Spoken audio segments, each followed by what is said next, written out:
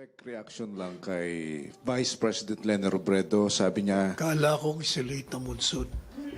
kailangan daw ng mahinahon, calmer approach in pushing for better water concession agreement. Sabi niya, kapag hindi natin dinaan sa mas mahinahon na usapin, ang dami nitong collateral damage. Siguro ang advice natin kay BP Lenny, huwag mo nang pasukin yung hindi mo alam.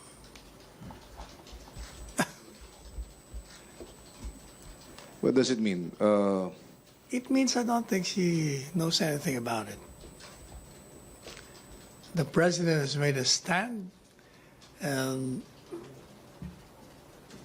the stand appears to be very effective. She should know that.